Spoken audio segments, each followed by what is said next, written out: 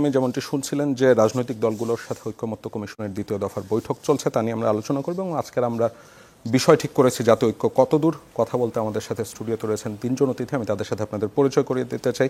শুরুতে রয়েছেন রুহিন হোসেন প্রিন্স, সাধারণ সম্পাদক সিপিবি। এরপরে রয়েছেন ডাক্তার জাহিদুর রহমান, শিক্ষক ও রাজনৈতিক বিশ্লেষক, এবং রয়েছেন অধ্যাপক ডক্টর আসিফ এম শাহান, উন্নয়ন অধ্যয়ন বিভাগ, ঢাকা বিশ্ববিদ্যালয়। আপনাদের তিনজনকেই স্বাগত আমাদের স্টুডিওতে। ডক্টর আসিফ শাহান, আপনাকে দিয়ে আলোচনাটা শুরু করতে চাচ্ছিলাম। আজকে ঐকমত্য কমিশনে দুটি খুব গুরুত্বপূর্ণ সিদ্ধান্ত হয়েছে। একটি হচ্ছে যে জাতীয় সাংবিধানিক কাউন্সিলের প্রস্তাব থেকে সরে এসেছে ঐকমত্য কমিশন, যদিও আরেকটি কমিটি করার প্রস্তাব করেছে। আগে 9 জন মেম্বার থাকতে এখন 7 জন বলা হচ্ছে, এবং এর সাথে বিএনপি বলেছে শর্ত সাপেক্ষে 10 বছর প্রধানমন্ত্রীর দায়িত্ব পালন করতে পারবেন, সেটিতে তারা একমত হয়েছে। শর্তটি হচ্ছে এনসিসি সম্পূর্ণরূপে বাদ করে দিতে হবে। এর মাধ্যমে কি ঐকমত্যে পৌঁছানোর পথ কিছুটা সুগম হলো কিনা, এক, এবং দ্বিতীয়ত হচ্ছে আপনারা নাগরিক কোয়ালিশনের পক্ষ থেকে 7 দফা সংবিধান সংস্কার ও 2টি সংস্কারের রোডম্যাপের কথা বলেছিলেন, বিএনপিকে দিয়েছিলেন, যেখানে 3টি বলেছিলেন নন নেগোশিয়েবল, যার একটিতেও আমি এখনো পর্যন্ত দেখছি না যে বিএনপি রাজি হয়েছে। আপনাদের কাছে কি মনে হয় যে সব গুরুত্বপূর্ণ ইস্যুগুলিতে বা মৌলিক প্রশ্নগুলিতে বিএনপি রাজি হবে নাকি? না, আপনাকে ধন্যবাদ।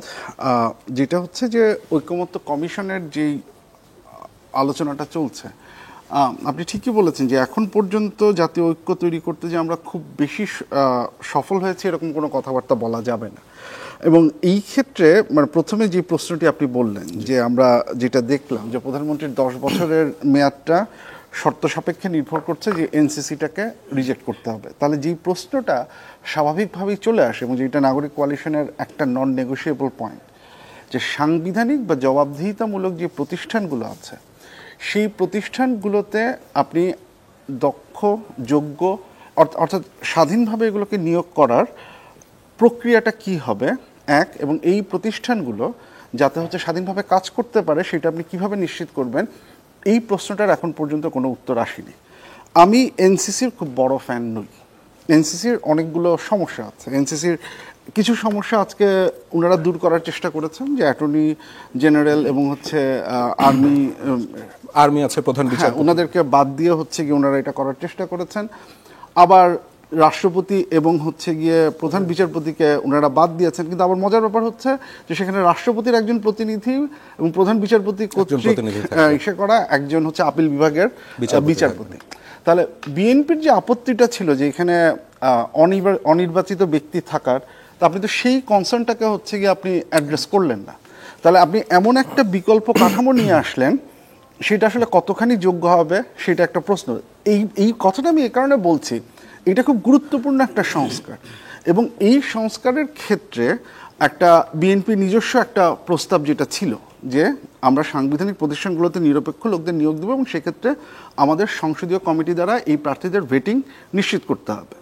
তো সেটাকেই তো আমরা যেটা নাগরিক কোয়ালিশন থেকে আমরা সেটাকে এক ধাপ এগিয়ে কনফার্মেশন হিয়ারিংয়ের কথা বলেছি, আমরা একটা অল পার্টি পার্লামেন্টারি কমিটির কথা বলেছি যেখানে ইলেক্টেড মেম্বার, কারণ ওনারা সবাই হচ্ছেন নির্বাচিত জনপ্রতিনিধি, ওই রেসপন্সিবিলিটিটা তাদের হাতে দিয়ে যদি আলাপ আলোচনা করা হয় তাহলে একরকমের ফলাফল হয়।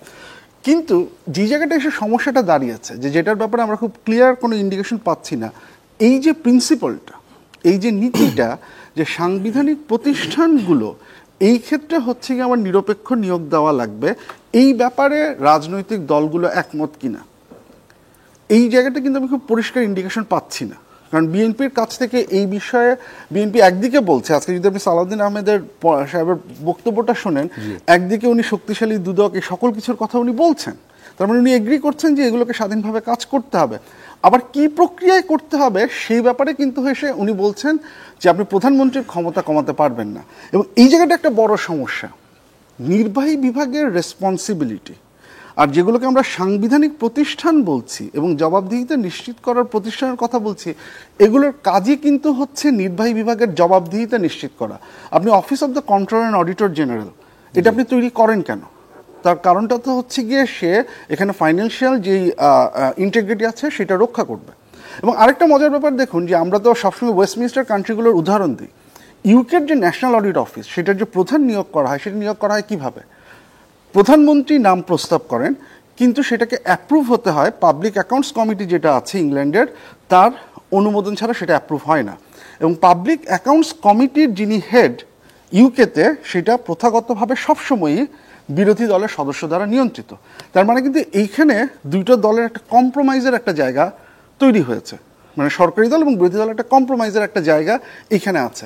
সো এইটা তো ওয়েস্টমিনিস্টার, কারণ এটার দরকারটা কেন? কারণ এই প্রতিষ্ঠানগুলোকে আপনার স্বাধীনভাবে কাজ করতে দিতে হবে, এই প্রতিষ্ঠানগুলো যেন নির্বাহী বিভাগের জবাবদিহিতা নিশ্চিত করতে পারে, সেই বাস্তবতা আপনাকে নিশ্চিত করতে হবে।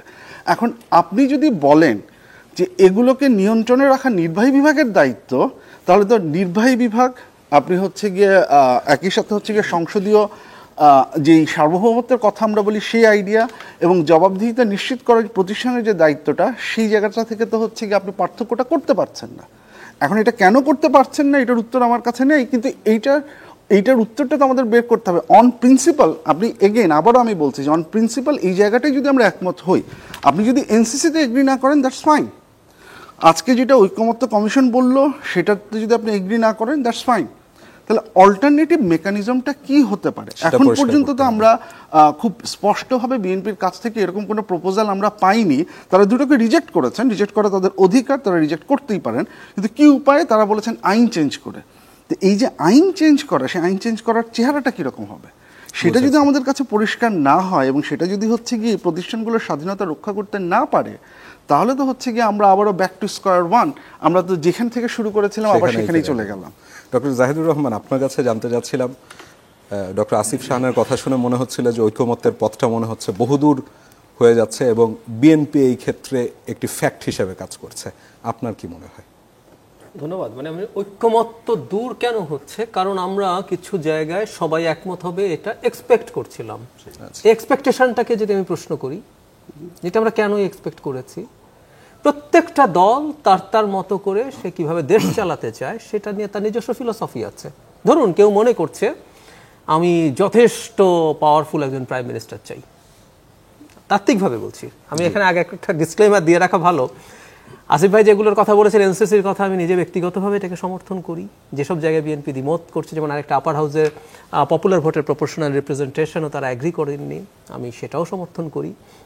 কিন্তু আমার সাথে তাদের দ্বিমত আছে এবং দ্বিমত থাকতে পারে, সে দেশ কিভাবে রান করতে চায় সেটা সে তার মতো করে সিদ্ধান্ত নিতে পারে।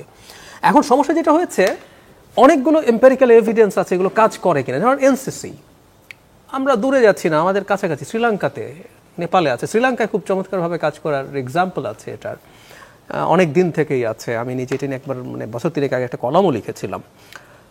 এটা যে আবার আমাদের দেশে কেমন কাজ করবে, যেমন আসিফ ভাই বললেন, দেখুন যে তারা যেসব নিয়োগ করছেন, ব্রিটেনের কথা, এখন তাদের কম্পট্রোলার অ্যান্ড অডিটর জেনারেলের নিয়োগের ক্ষেত্রে ইভেন বিরোধী মেজরিটি জায়গাতেও এই ধরনের একটা দায়িত্ব তারা দিয়ে দিচ্ছেন।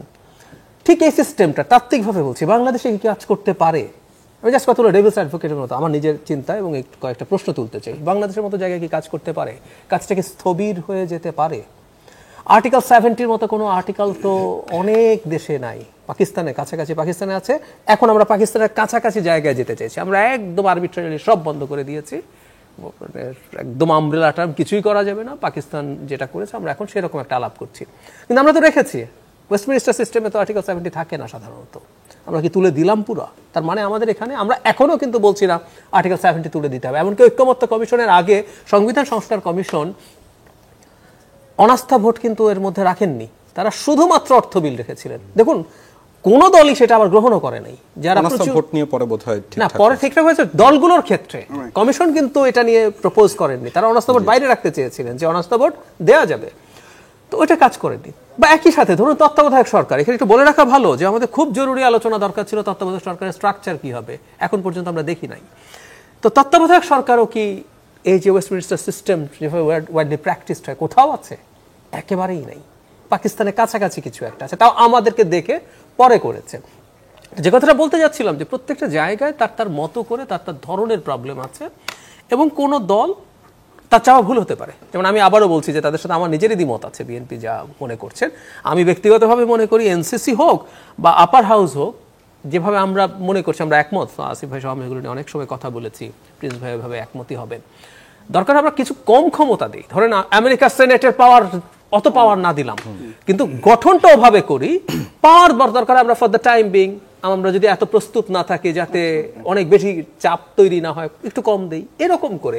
এনসিসিতে দেখুন যে এগুলো এক্সিকিউটিভের দ্বারা সরাসরি হওয়ার কথাগুলো থেকে কিন্তু সরে আসা হয়েছে। সো কনস্টিটিউশনাল পজিশনগুলো বা আদার স্ট্যাটিউটারি যেসব কমিশন আছে সেগুলো নিয়োগ হতে পারে, বা এই কমিশন বা যে স্ট্রাকচার তৈরি হচ্ছে সেটার মধ্যেও কিছু পরিবর্তন করা। কিন্তু আমি সেটা মনে করি না যে এগুলো যে ম্যানিপুলেট করা যাবে না, সত্যিকার অর্থে এনসিসির পরেও বলছেন যে সম্ভব। বা এনসিসি ছাড়া কি পৃথিবী খারাপ চলছে? সব দেশে এনসিসি আছে? সব দেশে নাই। ওগুলো ছাড়াও ডেমোক্রেটিকলি একটা দেশ ভালো চলতে পারে। আমরা এখন একটা চেষ্টা করছি, এই চেষ্টা করে কেমন করে এটা আসলে আমার দেশে কেমন, আমি বারবার এটা বলার চেষ্টা করছি, আমার দেশে এটা কেমন এফেক্টিভ হয় সেটা একটু দেখার জায়গা আছে। এখন কোনো দল মনে করছে না, যদি মনে না করে আমার মনে হয় ফর দ্য টাইমিং যদ্দূর হয়েছে অনেক হয়েছে। আমরা আর্টিকেল 70 এগ্রি করেছি, দুবার প্রাইম মিনিস্টার থাকা, কথার কথা আমরা ওয়েস্টমিনিস্টারের কথা যখন বলছি, এটা তো বার ওয়েস্টমিনিস্টারের অনেকখানেই নাই।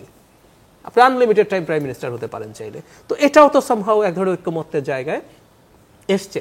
এবং এনসিসি না হলেও কাছাকাছি একটা কমিটির কথা কিন্তু মোটামুটি আলাপে এসছে, তাই না? তার মানে যতটুকু হয়েছে আমার কাছে মনে হয়, আর আলাপ এসেছে, বাট সেটাও বিএনপি এগ্রি করবে কি করবে না তার নিশ্চয়ই লিগ্যাল চেঞ্জ করে, আইন এবং বিধিবিধান চেঞ্জ করে যেসব সংস্কারের কথা, ওগুলোতে সবাই একমত হয়েছে। এটা তো আমার কাছে অনেক কিছু মনে হয়। আমরা জাস্ট 2-3টা খুবই কোর, এটা খুবই কোর মানেই, কিন্তু 2-3টা জায়গায় আমাদের দ্বিমত আছে। মানে আমি আর্টিকেল 70 থেকে সরে আসা কেউ বিরাট অর্জন মনে করি।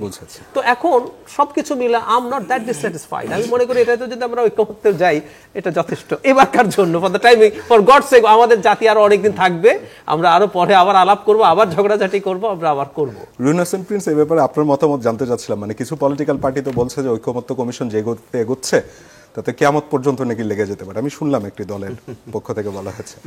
ধন্যবাদ আপনাকে। আমি আলোচনা তো দুইজনের শুনছিলাম, এবং যে পজিটিভ অ্যাটিটিউডটা অন্তত পক্ষে আমি যদি বুঝে থাকি এইখানে যতটুকু দৃশ্যমান হলো আমার কাছে, আমার মনে হয়েছে ঐক্যমত্য কমিশন তারা প্রথমে তাদের যেভাবে বিবেচনাগুলো করেছে, মনে করছে এইগুলো করলাম, এটা ঐক্যমত্য না হলে একটা কিছু যেন হয়ে যাচ্ছে এবং ঐক্যমত্য করতেই হবে। আমার কাছে সেইটা একটা প্রধান সংকট মনে হয়েছে। একেবারে আমি তথ্যপত্র দিতে পারি, আমি ওইদিকে গেলাম না। ঐক্যমত্যের যখন কথা হলো, এটা ওনারা অফিসিয়ালি না বললেও আমি ভেবেছিলাম হয়তো সংখ্যা আরও বেশি। আপনি জানেন যে 11টা কমিশন যে রিপোর্ট দিয়েছে তার মধ্যে ওনারা 5টা কমিশনের স্প্রেডশিটে 166টা আছে, যদি এটা প্রায় 5টা কমিশন, 6টি না। এবং আমার বিবেচনায় ওইগুলোর প্রশ্ন আপনি সামনে আনলে 700-800 প্রশ্ন হয়ে যেত, 166টা আনছে। তা আজকে একেবারে নির্ভরযোগ্য সূত্র ওনারা বলছেন যে 100% ঐক্যমত্য আছে 86টা পয়েন্টে। তা ওটা তো ওনারাই বেছে বের করছে, ওটা তো আমরা বেছে বের করি নাই। আমি অবশ্য ভেবেছিলাম যে প্রায় হয়তো 120-30-এর মতো ঐক্যমত্য হবে, কারণ আমরাও কাজ করেছি, আমরাও তো মত দিয়েছি। ঠিক আছে, দরকার নেই, তাহলে তো ঐক্যমত্য তো নাই, আপনি কি করে বলেন? কিন্তু আমি দেখছি যে ওনারা শেষ দিকে এসে এই যে এইবারে যে দ্বিতীয় পর্ব আলোচনা শুরু করলেন, কতকগুলো প্রশ্ন এমনভাবে সামনে নিয়ে আসছেন এবং মনে করছেন যে যে দলগুলোকে ডাকলো, যদিও ওই আলোচনার সময় আরও অনেক দল ছিল, আমি সেদিকেও গেলাম না, ওনারা হয়তো মনে করেছেন এটা হয়ে যাবে। কিন্তু আমি দেখি, যেমন ধরেন আগে তো আমরা বুঝি নাই কোন দলের কি মত, ইন্ডিভিজুয়াল আলোচনা হয়েছে। তো এইখানে যে আমরা প্রথম দিন থেকে যেভাবে দেখছি, আমার কাছে মনে হয়েছে ঐক্যমত্য কমিশন তারা যে বিবেচনা থেকে করেছে, হয়তো তারা তাদের সৎ আকাঙ্ক্ষা, পজিটিভ আকাঙ্ক্ষা, এটা নিয়ে আমি কোশ্চেন করছি না, কিন্তু এটা খুব মানে কি বলবো, আমি ভুল শব্দটা উচ্চারণ করতে যাচ্ছিলাম না, তবুও বলে ফেলি, আমার ধারণা ভুল বিবেচনা থেকে আগাচ্ছেন বলেই যখন প্রত্যাশা পূরণ হচ্ছে না তখন নানা কোশ্চেন সামনে আসছে। আমি জাস্ট উদাহরণ এবার যদি সরাসরি চলে আসি, আমি একটু কোট করি এনাদের কথা। যেমন আমাদের অধ্যাপক সাহেব যেটা বললেন, আমি এই বিষয় নিয়ে হয়তো এর আগে ওনার সাথে ওরকম সুনির্দিষ্ট ওনার উপস্থিত আমার কথা হয়নি। ওনার কথাটা যদি বুঝে থাকি, যে আমরা যে সাংবিধানিক প্রতিষ্ঠানগুলো আছে তার ব্যক্তি নিরপেক্ষ দক্ষ যোগ্য নিয়োগ দেবো কিনা, কি পদ্ধতিতে দেবো, এটা নিয়ে কি কোনো আলোচনা হয়েছে? তাই তো পয়েন্টটা, মানে ওটাই তো জরুরি, 100 ভাগ একমত আমি যদি বুঝে থাকি। কিন্তু দেখা গেল আলোচনার ওই রকম একটা জায়গায় যদি বলেন আসে নাই, কিন্তু এই আলোচনাগুলো তো সবাই একমত হচ্ছে হব। আমার ধারণা আলোচনা যদি আপনি উল্টা জায়গা থেকে করতেন, যে আমি এইখানে নিয়োগের জায়গা, যেহেতু আমি উল্টা জায়গা থেকে কেন করার কথা বলছি, আপনি যখন দেখছেন একটা সাংবিধানিক কাউন্সিল এটা করার ব্যাপারেই বড় সহ অধিকাংশ দলই একমত না, তাহলে কেন আপনি আগাইতে যাবেন? বরঞ্চ আমাদের পজিশনটাও বলি, আমরাও যেটা দেখেছি, আমরা মনে করছি এটা যে সুপ্রা বডি, এখন বাংলাদেশের জন্য চলে না, কিন্তু আমাদের কতগুলো সাংবিধানিক প্রতিষ্ঠান এবং আরও প্রতিষ্ঠানকে সংবিধান অন্য জায়গায় আছে, এখানে চেক অ্যান্ড ব্যালেন্স রাখতে হবে, তার জন্য একটা নিয়োগ কমিটি করা, ওটা আমাদের অনেক আগেরই দাবি, আমরা লেফট রাইটে বলতাম, আজকে হয়তো সেটা এনেছেন, কিন্তু আনার ক্ষেত্রে চলে গেছে যে আপনি ওই যে বড় দলের কথা বললেন, তারা কিন্তু কি করবে সেটা আমার জানা নাই, কিন্তু তারা বলছে যে ওইটা না করে আপনি নিয়োগ কমিটি ওইখানে কি করতে হবে, ওইখানে আরো চেক অ্যান্ড ব্যালেন্স আনেন dot dot dot dot dot dot. তার একটা মানে সুনির্দিষ্ট প্রস্তাব দিতে হবে না? সুনির্দিষ্ট কি করে দেবে আমাকে? আমি এই দর দিচ্ছি, আপনি যদি আমাকে বলেন আমি কেন দেবো? কারণ আজকে ওনারা যেটা এনেছেন, আমি পদ্ধতির ভুলের কথা বলছি। আচ্ছা। কালকে পর্যন্ত কেন, আমি যখন এখানে গেলাম 10:30টায়, তখন জানি পুরোনো প্রস্তাব যেটা পাঠিয়েছেন আমি ওইটা ধরে ওয়ার্ক করছি, যে কোনো চেঞ্জ করলো না, ঘটনা কি? হঠাৎ করে একটা কাগজ আসলো, আমরা একটু নতুন প্রস্তাব দিলাম, ভেরি সিম্পল প্রস্তাব, কিচ্ছু না, সাংবিধানিক ও সাংবিধানিক প্রতিষ্ঠান নিয়োগ এই করব। তারপরে এইটা করার মধ্য দিয়ে অন্যগুলো চেঞ্জ হবে না হবে কিভাবে, আমরা কোনো আলোচনা নাই। তাহলে এটা কে প্রস্তাব দেবে? ওইটা শুধু আপনি ওনাদের কথা হবে, আমাকে বললেও তো আমি প্রস্তাব দিতে পারবো না।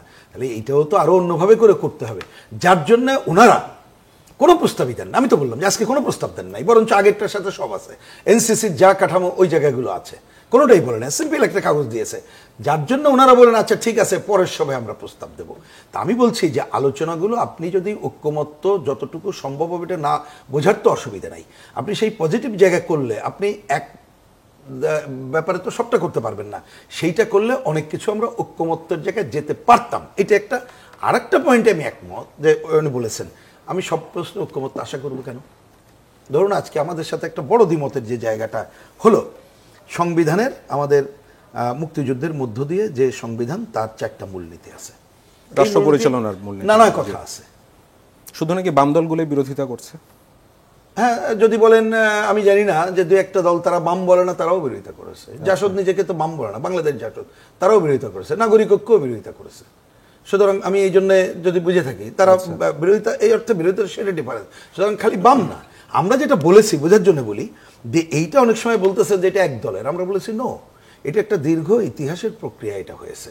এবং ওই সময় মুক্তিযুদ্ধের পরে যে রাজনৈতিক ক্রিয়াশীল দলগুলো ছিলাম, মুক্তিযুদ্ধ সবাই একমত হয়েছে, কিন্তু আমরা পরিষ্কার করে বলেছি যদি এইটার সাথে যুক্ত করার দরকার হয়, যেটা স্বাধীনতার ঘোষণায় যেটা ছিল, সেটা তো আমরা কেউ দ্বিমত করছি না, এবং যেটা আমাদের এখনো সংবিধানে আছে, আরো পার্ট করতে চাইলে করেন। আমি তো পরিষ্কারভাবে বলেছি যদি এখানে মনে হয় আমাদের নাগরিক অধিকার ক্ষুণ্ণের কতগুলো জায়গা আছে, ধর্মীয় অধিকার ক্ষুণ্ণের জায়গা আছে, সেটা যুক্ত করতে হবে, কোনো আপত্তি নেই। সেইটা তো তারা না করেই এইখানে মনে করছেন যে এমন একটা ঐক্যমত্য করব, এইখানে বিশেষ দল বা অন্যটা এটা বাস্তবায়ন হয়ে যাবে। তো এই ঐক্যমত্য তো আপনি পাবেন না, তাহলে আমাকে ফেলে মানে যেতে হবে কার কাছে? আমরা যেটা বলেছি জোকে, তাহলে এইটা যে ঐক্যমত্য হলাম না, এই ডিসিশন নিয়ে একটা সার্বভৌম মানে পার্লামেন্ট হোক, পার্লামেন্ট ডিসাইড করবে। এখন বলে যে পার্লামেন্ট ডিসাইড করলে তাহলে ও যা করবে তাই লিখে দেন, আমি যে এটা কোথায় পেলেন? পার্লামেন্ট যখন এটা করবে, আমি দ্বিমত করলেও আমি তার বিরোধিতা করব, করার পরে পাশ করলে সেটা অন্য আলোচনা, কিন্তু আমাকে তো সেই গণতান্ত্রিক সুযোগগুলো করে দিতে হবে। আপনি যদি এখানে জোর জুলুম করে ঐক্যমত্যের করার চেষ্টা করেন, এটা কি পসিবল বলেন? কারণ এখানে তো এক এক দলের একটা আদর্শ আছে, তা আপনি সেই আদর্শিক দল বিবেচনা করে তার কতকগুলো মূলনীতি মূল জায়গা ঠিক করে, তা আপনি এইরকম কতকগুলো জায়গায় জোরাজোরি করে যাওয়ার চেষ্টা হচ্ছে বলেই দৃশ্যমান মানুষ মনে করছে করছে না। কিন্তু আমি খুবই সাপোর্ট করি বলে এই কথাটা বললাম। উনি কথাটা তুললেন যে তত্ত্বাবধায়ক সরকার এবং অন্য প্রশ্ন, পরের বার হলে বলবো এইরকম কতগুলো জায়গা আছে যেটা এই মুহূর্তে অন্যতম কাজ, একটা সার্বভৌম পার্লামেন্ট করবো, সেই রকমের জায়গায় যদি আমরা যাওয়ার জায়গাটা করতাম তাহলে কিন্তু হতো।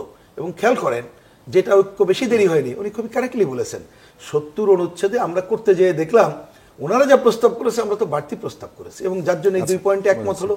এবং এখানে আরেকটাও বলি যে ঐক্যের কথা বলছেন তো, দ্বিতীয়বার তো কাগজ নিতে যেয়ে দেখলাম ওনারা ঐক্যমত্য কমিশনই তো ঐক্যমত্য হয়ে কোনো কথা মানে প্লেস করতে পারেন নাই। প্রথমে অধিকাংশ জায়গায় 2-1টা বাদে প্রথমে লিখেছেন এ ব্যাপারে সংবিধান সংস্কার কমিটির প্রস্তাব, তারপরে কি বলে নির্বাচন সংস্কার কমিটির প্রস্তাব, কোথাও কথা বলেছে বিচার বিভাগ সংস্কার কমিটির প্রস্তাব। এইবারে দ্বিতীয় পর্যায়ে যেটা দেখলাম, আগে কখনো আমাদের সাথে আলোচনা হয়নি, কাগজও আমরা পাইনি, নাগরিক সমাজের প্রস্তাব বলে অনেকগুলো পয়েন্ট, আমি জানি না এটা ওনারা দিয়েছেন কিনা, কোন নাগরিক সমাজ আমরা জানি না, দিয়েতে আমি আপত্তি করছি না। তাহলে এইগুলো তো ব্রেন স্টর্মিং করতে হবে। যেমন এখানে আমি জানি না, ওনার কথা শুনে আমি একটু প্রভোক্ট হওয়া বলা ভুল মনে হলো, যে আপনি সংসদীয় কমিটির যে কথাগুলো বললেন যে তার যেটা থাকবে নাগরিক কমিটির প্রস্তাবের মধ্যে ওইটা একটা পয়েন্ট ছিল, কিন্তু এটা আলোচনার মধ্যেই আসতে পারলাম না আমরা, কারণ একটা আলোচনা অনেক সময় টাইম কিল হয়ে যায়, এত দল বলবেন আচ্ছা এটা করা যাবে কি করবে না, তখন এরকম এই জায়গায় যাচ্ছে বলে এটা আগে আছে মন্তব্যটা নিয়ে আসতে চাই ক্ষেত্রে। জি, কোনটার ক্ষেত্রে? যে উনি যেটা বলছেন যে পদ্ধতিগত একটি ভুল রয়েছে ঐক্যমত্য কমিশনের, আপনি যেটা মনে করছেন? দেখুন, পদ্ধতিগত ভুলের চাইতেও যেটা বড় কথা, আমি ওনার কথা থেকে আসি। প্রথম কথা হচ্ছে, আপনি যদি রেকমেন্ড মানে যেই সেগুলো এসেছে, 5টা এসে থাকে, সেটাকে যদি আপনি নাম্বার গেম খেলতে চান তাহলে একটা ব্যাপার, যে 166টার মধ্যে আমরা 86টাতে হয়েছি, 50%-এর মধ্যে আমরা একমত, তো তাহলে অনেক ঐক্যমত্য হয়ে গেছে, that will be very wrong. কারণ মূল যে জায়গাগুলো ঐক্যমত্য কমিশন যেটা নিয়ে কথা বলছে, যে আপনি যদি এখানে দেখেন যেমন 166টা যে রেকমেন্ডেশন আছে এর মধ্যে দুদক সংক্রান্ত অনেকগুলো রেকমেন্ডেশন আছে, বোধহয় 30টার মতো, যার মধ্যে 29টাতে প্রত্যেকটা রাজনৈতিক দল একমত হয়েছে। কিন্তু এখন দুদকের স্বাধীনভাবে কাজ করার, স্বাধীন নিয়োগের যে ব্যাপারটা, সেটা তো হচ্ছে গিয়ে mother of all those 30 reform recommendation. আপনি ওইটাতে ডিসএগ্রি করলেন, 29টার সাথে একমত হলেন, তো তাহলে what does that mean? So এই নাম্বার গেম খেলে কি আসলে কোনো লাভ আছে?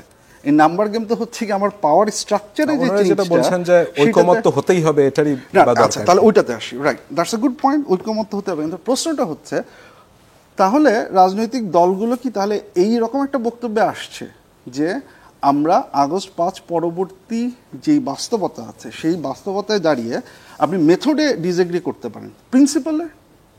কারণ যে কথাটা বলা হলো একটু আগে পর্যন্ত, যে সাংবিধানিক প্রতিষ্ঠানের জায়গাটাতেই যদি আসি, প্রিন্সিপালি কি এটাতে আমরা একমত হয়েছি যে এই সাংবিধানিক প্রতিষ্ঠানের নিয়োগগুলো নির্বাহী বিভাগের কন্ট্রোলের বাইরে থাকতে হবে? আমি তো সেই ঐকমত্যও তো দেখছি না। মানে সেইখানে তো হচ্ছে কি আজকেই যে বক্তব্যটা এসেছে যে প্রধানমন্ত্রীর ক্ষমতা কমানো হচ্ছে, তো এই যে পার্থক্যটা এখন জাহিদ ভাই যেটা বললেন, মাঝামাঝি একটা পয়েন্ট একটু যদি বলে আসিফ ভাই, ধরুন এনসিসি বা এরকম কমিটি না হলো, নির্বাচন কমিশন বা আমাদের বিচারক নিয়োগ সবকিছুর জন্য আলাদা আলাদা আইন থাকলো, তাতে একটা সার্চ কমিটি থাকলো, সেই কমিটিটার মধ্যে পার্লামেন্ট এবং বাইরে থাকলো, তারা একটা শর্ট লিস্ট করলো, প্রাইম মিনিস্টারের শর্ট লিস্ট থেকে বেছে নিলেন, তাতে কি তার পাওয়ার কিছুটা কমলো? তাতে কি পাওয়ার কিছুটা কমলো? আপনি কি ভুলে যাচ্ছেন এটা যে 2022-এ যখন হয়েছিল সার্চ কমিটির মাধ্যমেই হয়েছিল?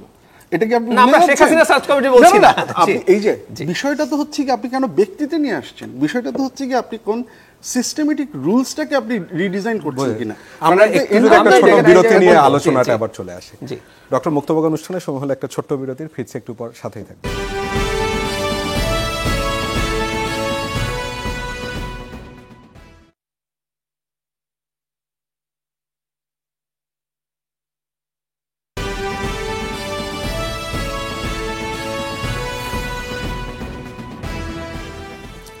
দর্শক, বিরতির পর আবারও স্বাগত। আপনারা দেখছেন মুক্তবাক। আমাদের এই অনুষ্ঠানের পৃষ্ঠপোষক ইস্পাহানী মির্জাপুর, এবং আজকে আমরা কথা বলছিলাম জাতীয় ঐক্য কতদূর এই প্রসঙ্গটি নিয়ে। ডক্টর আসিফ জাহান, বিরতির আগে আপনাকে একটু থামিয়ে দিতে হয়েছিল। আপনি বলছিলেন যে নির্বাহী মানে বিভাগের হাতে সাংবিধানিক যে প্রতিষ্ঠানগুলো রয়েছে, মানে ওই ক্ষমতার ব্যালেন্সটা কিভাবে হবে তা নিয়ে বক্তব্য। রাইট, আমি ওই কথাটাই বলছিলাম যে এই অন প্রিন্সিপাল এই জায়গাটাতে দেখুন, আমি যেটা সাধারণভাবে বুঝি যে মূল যে জায়গাটা, যে প্রিন্সিপালের যে জায়গাটা, যে আমরা কি এমন একটা শাসন ব্যবস্থা আবার ফেরত যাব যেখানে হচ্ছে গিয়ে ক্ষমতা কেন্দ্রীভূত হবে একটা নির্বাহী বিভাগের হাতে বা একজন ব্যক্তির হাতে? যদি আমরা এই 10 বছরের এটাতে এগ্রি করি, তাহলে অ্যাটলিস্ট ব্যক্তির হাত থেকে হয়তো আমরা ফর্মালি, ইনফর্মালি কী হবে আমি জানি না, ফর্মালি সেটা থেকে বের হয়ে আসতেছি। কিন্তু একটা রাজনৈতিক দলের হাতে সর্বময় কর্তৃত্ব চলে যাওয়া, বা একটা বিভাগের হাতে, নির্বাহী বিভাগ, শাসন বিভাগ এবং বিচার বিভাগ, ওই অর্থে সংসদ, ওই অর্থে আমি বলছি যে একটা বিভাগের হাতে সর্বময় ক্ষমতা চলে যাবে কিনা, সেইটা থেকে আমরা বের হয়ে আসতে পারছি কিনা, এইটা একটা মৌলিক প্রশ্ন। যে আমরা যে বারবার বলছি, যেমন ধরেন খুব সোজা একটা ইস্যু উদাহরণ দিই, যে আমরা নির্বাচন চাচ্ছি, খুব ভালো কথা, তত্ত্বাবধায়ক সরকার নিয়ে কথাবার্তা হয়েছে, সেটা তত্ত্বাবধায়ক সরকার একটা সিস্টেম আমাদের এগ্রি করতে হবে। তো আমরা অতীতে যেটা দেখেছি যে আমাদের যেভাবে আপনি হচ্ছে গিয়ে নির্বাচন হচ্ছে ফার্স্ট পাস দ্য পোস্ট সিস্টেমে, সেইখানে যখন একটা দল, আমরা 2001 এবং 2008 দুটো ক্ষেত্রেই দেখেছি যে একটা দল যখন হচ্ছে গিয়ে অ্যাবসলিউট মেজরিটি পায়, 2/3 মেজরিটি পায়, সে সবসময় হচ্ছে গিয়ে কনস্টিটিউশনটাকে চেঞ্জ করে সে যাতে ক্ষমতায় পাকাপোক্তভাবে থাকতে পারে সেটা সে নিশ্চিত করতে চায়। এই ঘটনা তো ঘটেছে, তার ফল তো আমরা ভোগ করেছি। এখন প্রশ্নটা হচ্ছে যে এটাকে আমরা ঠেকাবো কিভাবে? কারণ এটা যদি আমরা ঠেকাতে না পারি, তাহলে এই যে জায়গাগুলোর কথা আমরা বলছি যে একটা বিভাগের বা একটা দলের ইচ্ছা অনুযায়ী সংবিধান চেঞ্জ হবে, তাহলে কিন্তু আজকে আমরা যে স্বাধীন নির্বাচন করার চেষ্টা করছি সেটাও টিকে থাকবে না। তত্ত্বাবধায়ক সরকার যদি আমরা আবারও নিয়ে আসি সেটাও টিকে থাকবে না। এখন এটার দুইটা উপায়। একটা হচ্ছে যে আমরা ধরে নিচ্ছি যে রাজনৈতিক দলগুলো সবাই ভালো হয়ে গেছে, যে তারা ভবিষ্যতে আর এরকম কোনো কাজ করবে না। দুই হচ্ছে একটা সিস্টেমেটিক চেঞ্জ আনা। আমার বক্তব্যটা হচ্ছে সাংবিধানিক প্রতিষ্ঠানের ক্ষেত্রেও একজন ব্যক্তির গুডউইলের উপরে আমরা নির্ভর করতে পারি না। একইভাবে এই সংবিধানের যে অ্যাব্রাপ্ট চেঞ্জ হবে না, সেটার জন্য আমরা একটা দলের গুডউইলের উপর নির্ভর করতে, যে কারণে আপার চেম্বারের কথা বলা হচ্ছে, যে কারণে আপার চেম্বারে আপনি সংখ্যানুপাতিক ভিত্তিতে নির্বাচনের কথা বলা হচ্ছে, যাতে একটা অ্যাটলিস্ট অপরচুনিটি থাকে যে যে দলটা নিম্নকক্ষে অ্যাবসলিউট মেজরিটি পাচ্ছে, আপার চেম্বারে হয়তো তার অ্যাবসলিউট মেজরিটি হবে না। তো যেহেতু সংবিধান সংশোধনের ক্ষেত্রে দুই কক্ষের একমতের একটা ব্যাপার আছে, সেক্ষেত্রে হয়তো হচ্ছে গিয়ে সংবিধানে এরকম অ্যাব্রাপ্ট চেঞ্জটাকে আটকানো যাবে। এই ধরনের ইনস্টিটিউশনাল ডিজাইনের প্রশ্ন, প্রাতিষ্ঠানিক ডিজাইনের যে ব্যাপারটা, এই ব্যাপারগুলোতে রাজনৈতিক দলগুলো অন প্রিন্সিপল, কারণ এটা যদি না হয় তাহলে ওই যে আমরা যে বলি আবার ফ্যাসিবাদ বা একটা অথরিটেরিয়ান সরকার আবার ফেরত আসা, সেটাকে আমরা সবাই আটকাতে চাই, তাহলে এই প্রিন্সিপালগুলোতে তো আমাদের একটা ঐক্যমত্য দরকার। আদারওয়াইজ আসলে হচ্ছে গিয়ে এই গণঅভ্যুত্থান পরবর্তী বাস্তবতায় আমরা আসলে কি উপহার দিচ্ছি, সেই প্রশ্নটা থেকে যায়। ডক্টর আসিফ শাহ যে প্রসঙ্গটি নিয়ে এসেছিলেন, মানে একদম ফান্ডামেন্টাল, আমরা ফ্যাসিবাদ ঠেকাবো কিভাবে এবং নির্বাহী বিভাগের এত সব ক্ষমতা কুক্ষিগত হয়ে যাবে নাকি, সেটির তাহলে উপায়টা কি হতে পারে? যা আমরা করার চেষ্টা করছি, এবং আসিফ ভাইও কিন্তু খুব কনক্রিটলি বলেন, নাহলে কিন্তু আমি সিরিয়াসলি বিতর্ক শুরু করতাম, আমি সাধারণত করি। আসিফ ভাই কিন্তু হয়তো বলছেন এটা খুবই খুবই সঠিক যে কনস্টিটিউশনাল বা আদার্স যেসব চেঞ্জের কথা বলছি, এগুলো দিয়ে আমরা একটা চেষ্টা করতে পারি। একটা উদাহরণ দিই আপনাকে। 15th অ্যামেন্ডমেন্ট অবৈধ ছিল, সত্যিই অবৈধ ছিল। আচ্ছা, কেন অবৈধ ছিল? অন্য সব কিছু বাদ দেন। 12th অ্যামেন্ডমেন্টের পর আমাদের অনেকগুলো আর্টিকেল পরিবর্তন করার জন্য রেফারেন্ডাম বা গণভোটের অপশন ছিল। 15th অ্যামেন্ডমেন্টে ওগুলোও চেঞ্জ করা হয়েছে অনেকগুলো, কিন্তু রেফারেন্ডাম দেওয়া হয় নাই। আচ্ছা, এটা যখন হবে না, আপনি কি করবেন? আপনি কোর্টে যাবেন, মানে হাইকোর্টে যাবেন, যাওয়ার পরে রিট করবেন, রিট করার পর এটার রেজাল্ট পাবেন। আপনি কি পেতেন? এগুলো বন্ধ করার জন্য শেখ হাসিনা একজন সিটিং চিফ জাস্টিসকে ঘাট ধরে দেশ থেকে বের করে দিয়েছিল, কারণ টেকনিক্যালি এখনো কনস্টিটিউশনালি আমাদের লোয়ার জুডিশিয়ারির উপরে সরকারের সরাসরি প্রভাব আছে, কিন্তু আপার জুডিশিয়ারির উপরে নাই। তো আপনি কি পেতেন না। এখন আমি বলছি, কেউ যদি এটাকে ম্যানিপুলেট করতে চায়, কোর্ট টোট উনি ওনার মতো করে অ্যারেঞ্জ করবেন, বলা হবে যেখানে কোর্টের নিয়োগের জন্য অনেকগুলো স্টেপস আছে, প্রত্যেকটা ম্যানিপুলেট করার চেষ্টা করা যেতে পারে। তবে আমি একমত, আমাদের একটা বার থাকে, এই বার মানে মানে অনেক সময় ঠিক এভাবে কথাটা বলেছি, এভাবে বলে জিনিসটা বুঝতে সোজা হয়। আমি যে প্রবলেমটা দেখিয়ে জানি, মানে কনস্টিটিউশন অ্যামেন্ডমেন্ট বিশেষ করে বা স্ট্রাকচারাল চেঞ্জকে আমাদের আন্ডার এস্টিমেট করা ঠিক না, এটা লাগবে, কিন্তু এটাকে আমরা ওভার এস্টিমেটও যেন না করি। আমাদের একটা ওভার এস্টিমেট করার টেন্ডেন্সি দেখছি, দ্যাটস দ্য মেইন প্রবলেম। যেমন ধরুন, কিভাবে আমরা মনে করছি কনস্টিটিউশনগুলো লিখে ফেললে উই আর ফুল প্রুফ। আমি যদি এখন এই প্রশ্ন করি, ধরুন ইউরোপে রাইট ইজ পপুলিজম না, রীতিমতো এখন এক ধরনের নতুন ফ্যাসিজমের উত্থান হচ্ছে। আপনি ইউরোপের দেশে দেশে দেখছেন যে আসলে আমরা কনস্টিটিউশনে সব ঠিকঠাক লিখে ফেলি, হচ্ছে দেখবেন পলিটিক্যাল আলাপ হচ্ছে। আমেরিকাতে একটা জায়গায় আপনি দেখছেন এখন পর্যন্ত, ধরুন আমেরিকাতে নতুন ডিবেট, সুপ্রিম কোর্টের রায়ও যদি প্রেসিডেন্ট না মানে কি করবে, নতুন করে ওই আলাপ আবার শুরু হয়েছে, কারণ রিসেন্টলি ট্রাম্প মানেন নাই, উদাহরণ আছে। কনস্টিটিউশন ভায়োলেট করতে পারেন, থার্ড বার যদি প্রেসিডেন্ট হিসাবে দাঁড়িয়ে যান, কি করা যাবে? ধরুন আপনি কোর্টে গেলেন, সুপ্রিম কোর্ট বলল ও দাঁড়াতে পারবে না, তারপর তো এরকম নানান আলাপ আছে। আমি এই যাবতীয় আলাপের ওভার এস্টিমেট করার প্রবলেম দেখছি। এটা গুরুত্ব যতটুকু ঠিক ততটুকু দেয়া। আমি আসিফ ভাইয়ের মতো করে বলতে চাই যে এটা করলে হয়তো আমরা একটা ডেটারেন্ট হিসাবে কাজ করাতে পারবো, কিন্তু দিনের শেষে জনগণ আসলে মূল শক্তি হিসাবে কাজ করে। জনগণকে পলিটিক্যালি আপনাকে কনসাস করে তুলতে হবে এবং প্রয়োজনে রাস্তায় নামতে হবে। কিন্তু সাংবিধানিক প্রতিষ্ঠানের নিয়োগ তো জনগণ দিবে না। ওই যে বললাম, সাংবিধানিক প্রতিষ্ঠানের আপনি যতগুলো আইন করবেন, নিয়ম করবেন, আপনাকে আমি গ্যারান্টি দিচ্ছি প্রত্যেকটাই কোন সরকার যদি চায় ম্যানিপুলেট করতে পারবে, আপনি নিশ্চিত থাকুন। এই জন্য কি আমরা সব বন্ধ না করবো না।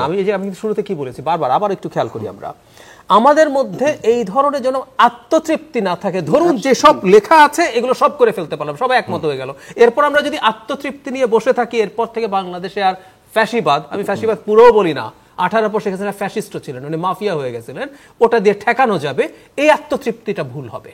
আমাদের সামনে অনেকের ন্যারেটিভ এমনভাবে আসছে যে এটা করার মাধ্যমে এটা শেষ হয়ে যাবে, এটা একটা অংশ।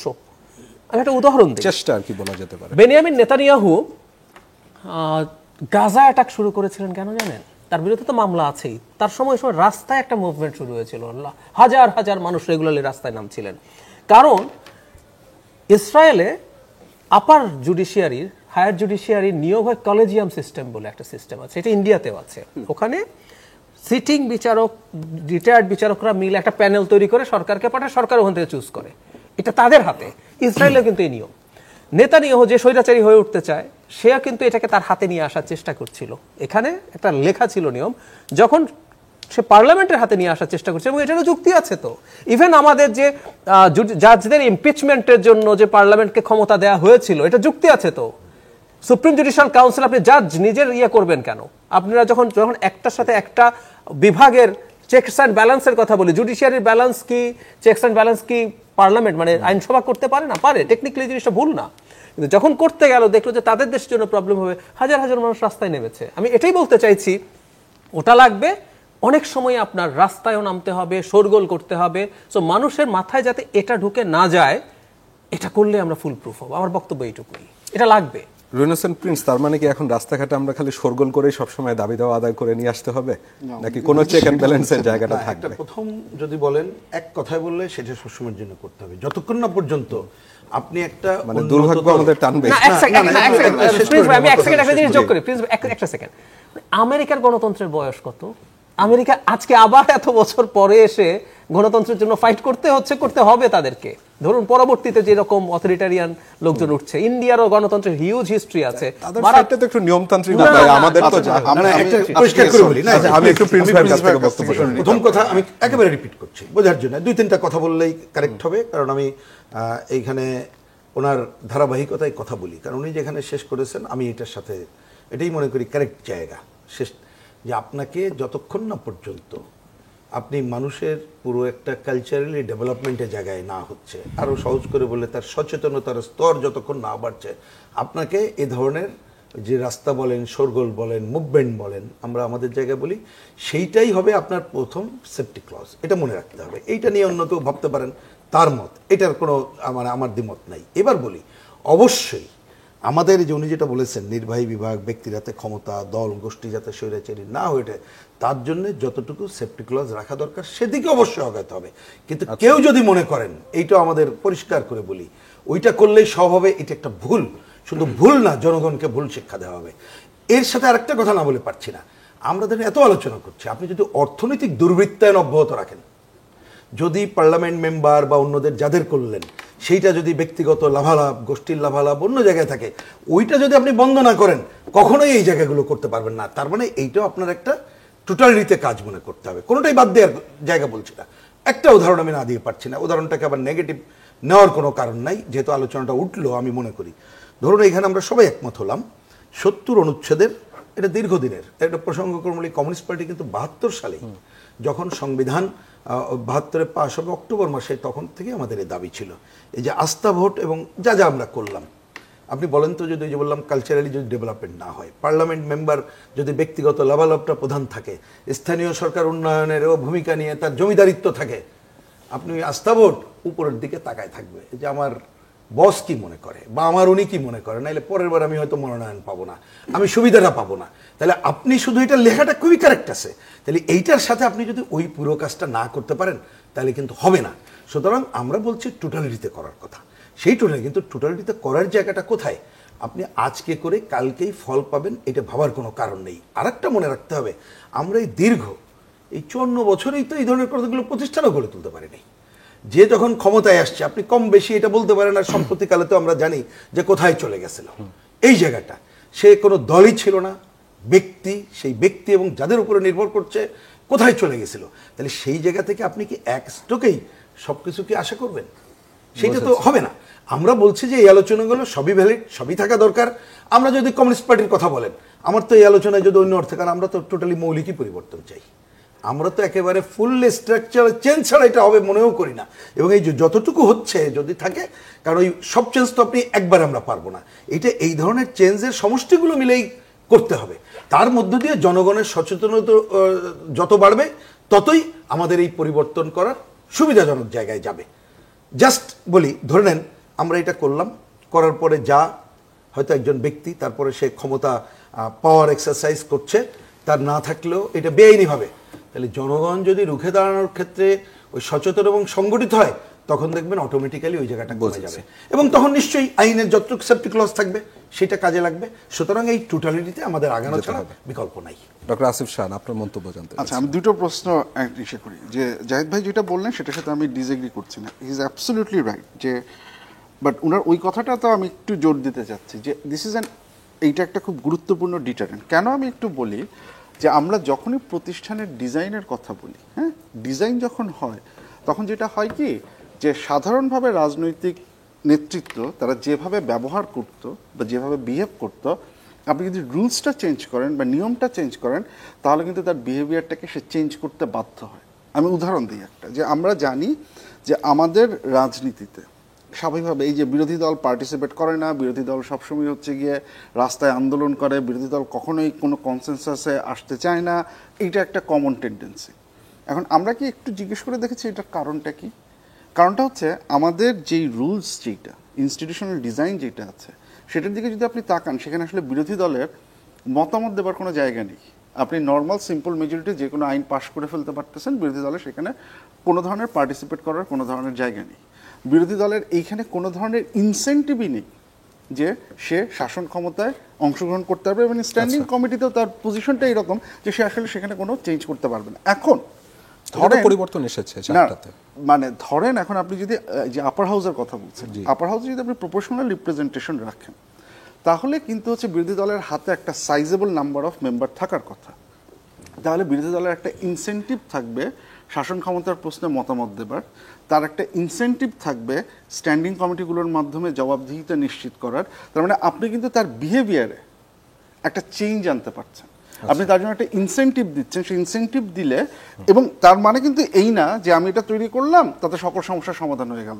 যেটা আমি বললাম যে এইটা আবারও জনগণের অপরচুনিটিরও বা জনগণের অংশগ্রহণেরও অপরচুনিটি তৈরি করে দেয়। এতদিন পর্যন্ত আমরা যে হিয়ারিংগুলো দেখেছি এটাকে যদি পাবলিক করে দেন, আপনি সিম্পল একটা রুলস চেঞ্জ করলেন, আপনি তখন দেখতে পাবেন হচ্ছে গিয়ে যে আমাদের সংসদীয়রা কীভাবে জবাবদিহিতা নিশ্চিত করছেন, জনগণের একটা অংশগ্রহণের রাস্তা তৈরি করে দিচ্ছেন।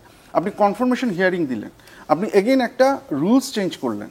আমি যখন দেখব যে সরকারি দল একটা বাজে লোককে নিয়োগ দিচ্ছে এবং কনফার্মেশন হিয়ারিংয়ে তাকে বারবার অপদস্থ করার পরেও হচ্ছে গিয়ে সরকারি দল তাকেই আঁকড়ে ধরে আছে, তখন কিন্তু আমার রাস্তায় নামার বা আমার প্রতিবাদ করার একটা প্রণোদনা চলে আসবে। ওই আত্মতৃপ্তি যেটা হচ্ছে আত্মতৃপ্তি হবে না, কিন্তু আপনি যত রুলসগুলোকে একটু আপনি সাজাবেন, আপনি মার্কিন যুক্তরাষ্ট্রের ক্ষেত্রেও কিন্তু এই ঘটনাটা সত্যি। ট্রাম্প যখন প্রথম মেয়াদে আসলেন উনি ওবামার হেলথ কেয়ারকে বাতিল করতে পারলেন না কেন? কারণ ওদের ইনস্টিটিউশনাল ডিজাইনটা এরকম যে এইটা ইজিলি আপনার হচ্ছে গিয়ে জন মেককেইনকে ট্রাম্পের ওই মানে ভোটের বিপক্ষে ভোট দিতে, প্রস্তাবের বিপক্ষে ভোট দিতে সাহায্য করেছে। As a result of that সেটা বাতিল হয়নি।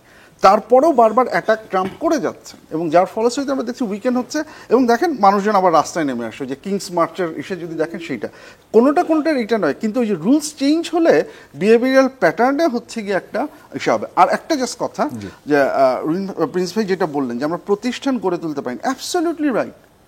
তো তাহলে যদি আমরা প্রতিষ্ঠান গড়ে তুলতে না পারি, আমরা সিএনএজিকে ঠিকমতো কাজ করতে পারি না, এই দুদককে ঠিকঠাক মতো ইউটিলাইজ করতে পারি না, পাবলিক সার্ভিস কমিশন দিয়ে আমরা পলিটিসাইজেশন করেছি, তাহলে তো আমার মূল ফোকাস হওয়া উচিত যে এইগুলো যাতে আর এরকম না হয়। এই প্রতিষ্ঠান গড়ে তোলার প্রথম ধাপটাই তো হচ্ছে যে এই প্রতিষ্ঠানগুলো আর দলীয়ভাবে নিয়ন্ত্রিত হবে না, সেটা সো ওইটা তো আমাদের করতে হবে। ডক্টর জাহিদুর রহমান, দ্বিকক্ষ বিশিষ্ট আইনসভা নিয়ে আপনার মন্তব্য কি? মানে এটা কি সংখ্যানুপাতিক হওয়া উচিত না আসন ভিত্তিক হওয়া উচিত? মানে পপুলার ভোটের সংখ্যানুপাতিক, ওইটা হলো সিটের সংখ্যানুপাতিকের কথা বিএনপি বলছেন। এটা যদি হয়, সোজা সাপটা যদি বলি, আর একটা আপার হাউসের কোনো প্রয়োজন নাই, আদার দেন আপনি কিছু মানুষকে নমিনেশন দিতে পারেন নাই, তাদেরকে বসানো যাবে। আসিফ ভাই খুবই ভাইব্রেন্ট, খুবই ভোকাল মানুষ। আসিফ ভাইকে কেউ মনে করলো যে পার্লামেন্টে পাঠানো দরকার, আসিফ ভাই ইলেকশন করবেন না।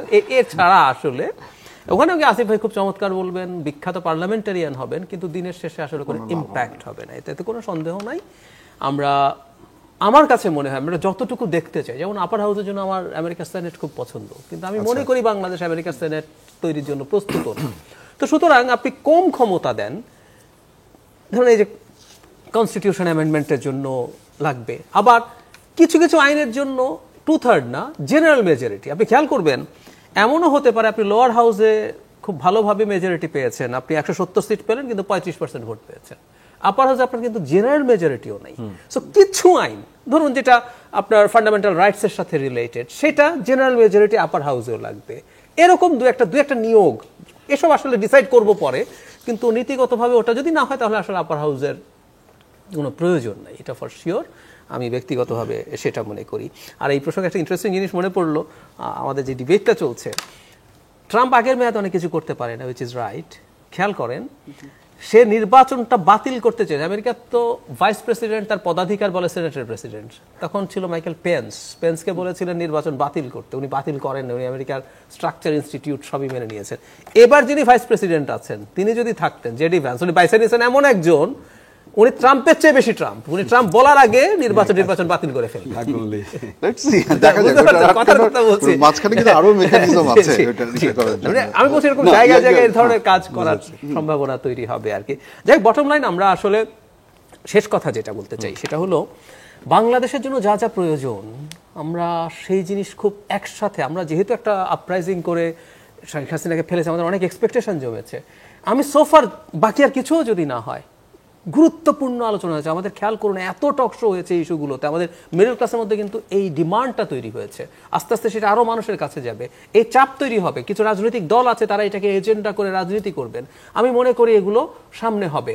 মানে আমরা তো এভাবে ক্ষমতার পরিবর্তনের পরে না আগে পরেও আমরা কেন মনে করছি বাংলাদেশের সব প্রয়োজনীয় কাজগুলো এর মধ্যে হয়ে যাবে। আমরা কোন জায়গায় আছি ডেমোক্রেসির প্রস্তর যুগে, আমরা একটা ভোট দিতে পারি নাই। আমরা ফর দ্য লাস্ট 20 কত বছর হয়ে গেল, 15 ইয়ার্স, তিনটে ইলেকশন আমরা একটা ভোট দিতে পারি নাই। অন্য সব কিছু বাদ দেন, আমরা আমার ভোট আমি দেব। খেয়াল করেন, স্লোগান হয়েছিল পরবর্তীতে আমার ভোট আমি দেব, দেখে শুনে বুঝে দেব। কিন্তু আমার ভোট আমি দেব, যাকে খুশি তাকে দেব, এটা আগে ছিল। আমরা ওই জায়গায়ও নাই, আমরা ওই জায়গায়ও নাই। সো আমি সোফার মনে করি যা যা হয়েছে, এবং আমার একটা ব্যক্তিগত অপিনিয়ন হচ্ছে, আপনি আশাবাদী মানুষ। না আমি কি বলছি, মানে পার্টিসিপেটরি অ্যাকসেপ্টেবল ইলেকশন যদি আমরা রেগুলারলি করতে থাকি, এই যে সংস্কারগুলো এগুলো আসতে থাকবে। ধরুন এনসিপি, আমরা বলছি ওরা এই সবগুলো চায়, এবার হলো না, তারা রাজনীতি করবে, এটা নিয়ে বিএনপির উপরে চাপ তৈরি হবে। যদি তারা পাওয়ারে আসে, মানুষের চাপ যদি তৈরি হয়, দেখবেন ও নিজেকেই সরে আসতে হবে। বিএনপি কি জনমতের চাপ দেখে কি সরে আসে নাই? এই যে দুই টার্ম, এটা তো 10 বছর তারা ভাবছিল এটা করবে না, তাদের রাজনৈতিক কৌশলও তো হতে পারে না, তারা হয়তো করছেন। একটা কথা, সবই তো রাজনৈতিক কৌশল, সেটাই। এবং আরেকটা কথা একটু মনে রাখতে হবে, খুবই জরুরি, যে দলটা 50 বছর থেকে সোসাইটিতে ওয়ার্ক করে, সেই দলে বিভিন্ন চিন্তা চেতনার মানুষ আছে, সেই দলের জন্য সবকিছু খুব ইজিলি মেনে নেওয়া হয়তো সম্ভব না। এই দফায় আমরা যতটুকু করেছি, যতটুকু পেয়েছি। আর যেটা সবচেয়ে জরুরি কথা, এবার আমার কাছে মন ভরে গেছে যে জিনিসটা আমাদের পলিটিক্যাল পার্টিগুলো অনেস্টলি কাজ করেছে।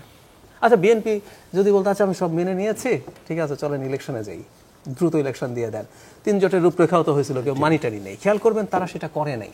সমালোচনা হয়েছে, তীব্র সমালোচনা হয়েছে, এবং বিশেষ করে জনগণের কাছে আমি বলি না, কারণ জনগণের সবার খবর আমরা রাখি না। একটা বিশেষ শিক্ষিত সচেতন মধ্যবিত্ত শ্রেণীর কাছে বিএনপির এই সংস্কার কম চাওয়া নিয়ে তার বদনামও হয়েছে। কিন্তু এই রিস্কের পরও কিন্তু সে যেটা মানবে না, সে কিন্তু সেটা মানবো নাই বলছে। কোন রকমে মানলাম, ইলেকশনের পর আচ্ছা দেখছি টেক্সি বলে পার করে দিচ্ছে। প্রত্যেকে অনেস্টলি ফাইট করছে, এনগেজড হচ্ছে। আমার কাছে অনেক পজিটিভ জিনিস লাগছে আর কিছু। জনাব রহিন হোসেন প্রিন্স, আপাতত কি তাহলে এরকম ব্যাপারটা বলা যেতে পারে নাকি যে ভোটের মাধ্যমে ক্ষমতা হস্তান্তরটাই সবচেয়ে বড় পরিবর্তন হিসেবে মনে হচ্ছে? না, আপনি তো এইটাকে একটা বড় কাজ হিসাবে নিতে হবে।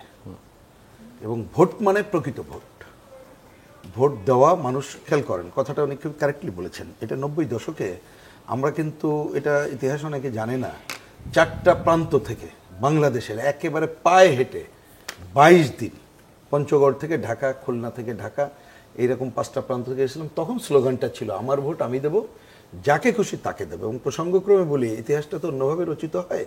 এইটা অ্যাকচুয়ালি ওই বাওয়ানি জুটমির একজন, আর ভোট আমি দেবো, যারে খুশি তারে দেবো, এরকম আমরা আলোচনা করতে করতে হলো। তারপরে এটা হয়েছিল, কমিউনিস্ট পার্টি করছিল, কিন্তু পরে উনি বলেছেন বলে আমি মনে হলো এটা কিন্তু একটু অগ্রগতির জায়গায় হয়েছিল পরে, যে আমার ভোট আমি দেবো, দেখে শুনে বুঝে শুনে দেবো। কিন্তু ওই জায়গা তো নাই। তা আপনি তো প্রথমে একটা জায়গায় মিনিমাম মানুষকে এই জায়গাটা আনতে হবে। এবং আনা মানে কি, এই যে আলোচনার মধ্যে আমরা যদি এখন আনতে পারতাম, যেটা আনার জন্য প্রশাসনিক কারসাজি হবে না, তার জন্য ওই যে তত্ত্বাবধায়ক সরকার বা নির্বাচন ওইটার কী হবে, টাকাটা মুখ্য হবে না, কি হবে। এবার আসি ওই যে উনি যেটা বললেন যে অন্তত পক্ষে আমার স্ট্রাকচারাল জায়গাগুলো, কোনো পেশি শক্তির দাপট থাকবে না, নির্বাচনে সাম্প্রদায়িক আঞ্চলিক প্রচার প্রচারণা থাকবে না, কোনো ভয়ের জায়গা থাকবে না। তাহলে এই জায়গাটাও যদি করতে পারি মানে কি আমার মনে হয় করতে হবে, তাহলে তো আপনি এক ধাপ অগ্রগতি। এর মধ্য দিয়ে আলাপ আলোচনা অন্যটাই যদি প্রধান হয়ে আসে, তাহলে কিন্তু আমরা আর এক ধাপ আগাতে পারবো। এবং এইবারের এইটা একটা অন্যতম কাজ হিসেবে নেওয়া দরকার। কিন্তু এটাও আমরা এই কমিশনকে বারবার বলছি যে ধরেন এই আলোচনায় কোনটা কি করা যায়, এটা যদি আসতো মানুষ কিন্তু চিন্তার মধ্যে যেতে পারতো। আমরা আপার হাউজের আলোচনা, সংখ্যানুপাতিকের আলোচনা যেটা করছি, যেমন আমরা এখনো সংখ্যানুপাতির পক্ষে, সেটা অন্য নারী আসন নিয়েও তো বিরোধ রয়েছে। নারী আসন, হ্যাঁ আলোচনা, নারী আসন দেখেন 100 একমত হচ্ছে কিন্তু সরাসরি ভোটে একমত হচ্ছে না। তা আমি বলেছি যে আপনি এটা কোন মতে বিশ্বাসী? 100% এটা এখন না, আমি বারবার রেফার করছি 72 সরাসরি আমরা নির্বাচন। বলেছি সরাসরি। এবং আপনাকে বলি, এটা না বলে পারছি না, দেখেন আলোচনা কোথায় আসে। আমরা ওই দিন যখন আলোচনা আমরা অন্যদিকে চলে গেছি, তাহলে ওইটা একটু শেষ করে যাই যে নির্বাচনের এই আলোচনাগুলো হলে কিন্তু মানুষ ইনভলভ হতে পারতো, তার কথাটা আমরা শুনতে পারতো। আপনি নারী আসন একটা ইন্টারেস্টিং কথা, ইন্টারেস্টিং শব্দটা আমরা কিন্তু এখানে দুইভাবে আলোচনা, এই দেখেন আমি মনে করি যে মানে এটা শিক্ষার ব্যাপার আছে। প্রথমে হলো যাচ্ছে 100 আসন করবো কিনা, সরাসরি হবে কিনা। তো পরে যখন ঐক্যমত্য হয় না, ভাগ করে আলোচনা হলো, আসলে আগে 100 ভাগ একমত হইতে পারে কিনা, হয়ে গেলাম সবাই 100টা হলো। এবার সরাসরি ভোটের ব্যাপারে আচ্ছা আপত্তি আছে, পরে দেখা যাবে। আমি আপনাকে অন এয়ারে বলছি, আমি ওই দিন যখন বাসায় ফেরার পর একজন সিনিয়র নারী নেত্রী, দীর্ঘ জীবন যিনি নারী আন্দোলন করছেন, আমাকে ফোন করলেন যে পত্রিকায় দেখলাম আপনারা এটা করলেন, কি হলো। আমি বললাম যে আপা এই হয়েছে। উনি একটা কুইক কমেন্ট করলেন, খুবই আপনারা ভেবে দেখতে পারেন। বললেন যে শোনেন, যদি সরাসরি নির্বাচন না হয় তাহলে আপনি 50 থেকে 100 করলেন, তো যে কারণে ওই 50 আগে কি বলে এরশাদের সময় 50 সেট মানে 30 সেট অলংকার এবং পরে যেটা আত্মীয় স্বজন বউ কন্যা এটা করেছে, এখন তো সেটা 100 করবেন, তাহলে আপনারা ভাই ওইখানে থাকেন, এটা আর যেন নির্বাচন হলেও তাই হবে। আমি সরি, আমি যদি চান সুযোগ হয় আমি আমার কথা বলবো। হয়তো একদিনে আপনার আমাকে যদি বলেন ইমিডিয়েট হলে হয়তো এইবার এটা হবে, কিন্তু টাইম যেটা আপনার ওই কথা বলছি, সময় লাগবে। নির্বাচন হলে আগে থেকে প্রার্থীর তালিকাটা দিয়ে দিতে পারবে, আর সময় লাগবে। কিন্তু ওইখানে ধরেন আরো অনেক প্রস্তাব আছে, কিন্তু আমি কথাটা বলছি এই কারণে যে আপনি কালকেই সব পেয়ে যাব এই চিন্তাটাই ভুল। আপনি ধরেন যদি 100 আসন, ওই যে ওনার কথা আমি প্রভুক্ত হয়ে বলি, ধরেন এখন প্রচলিত ব্যবস্থায় যদি আমি 100 আসন চাই, তাহলে কিন্তু 3টা আসন 100 জন, কঠিন ব্যাপার। আপনি সব দলের ওই ধরনের যোগ্যতা সম্পন্ন পাওয়া কঠিন, যে যাই মনে করুক না কেন বলতে বাধ্য হচ্ছি, আলটিমেটলি ঘটবে উনি যা বলছেন হয়তো একবার। তাহলে সেইটা কি করবেন? আবার একটা আলোচনা আছে যে 400 আসন করে ঘূর্ণায়মান পদ্ধতিতে করব কিনা।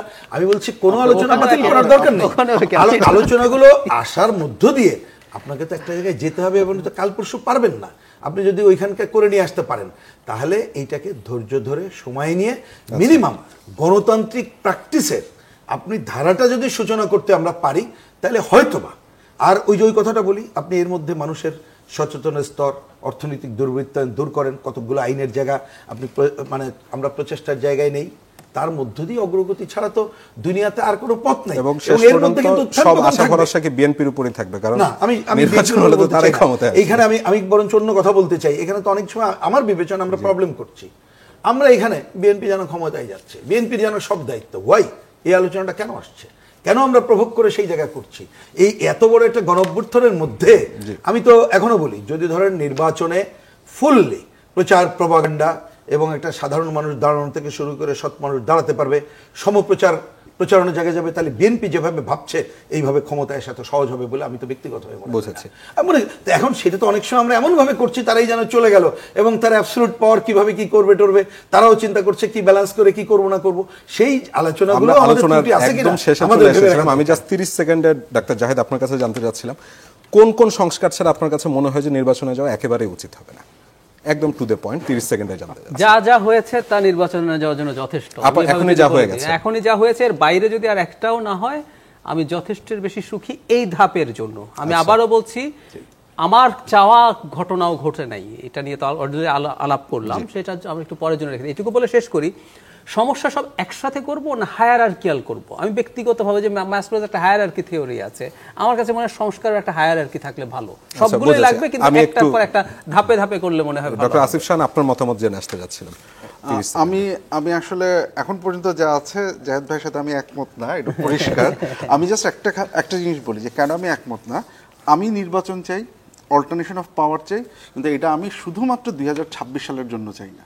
এটা আমি 2031-এ চাই, 2035-এ চাই, এবং এই বারবার চাওয়ার জন্য আমি এইরকম একটা সিস্টেম চাই যাতে এইবার নির্বাচন হওয়ার পরে যে রাজনৈতিক দলই আসুক তার যত ইনসেন্টিভই থাকুক সে যেন রুলসটা চেঞ্জ করতে না পারে। বোঝাচ্ছে। তাহলে আপার হাউস পিয়ার আর কনস্টিটিউশনাল পজিশনে এইটা আমার জন্য হচ্ছে বেশি দরকার। ডক্টর আসিফ শান, আপনাকে অসংখ্য ধন্যবাদ। ডক্টর জাহিদুর রহমান, আপনাকেও ধন্যবাদ, এবং রুহিন হোসেন প্রিন্স, আপনাকেও ধন্যবাদ। এবং দর্শক, এরই সাথে যারা আমাদের সাথে এতক্ষণ ছিলেন, আপনাদের সবাইকে অসংখ্য ধন্যবাদ। শুভরাত্রি।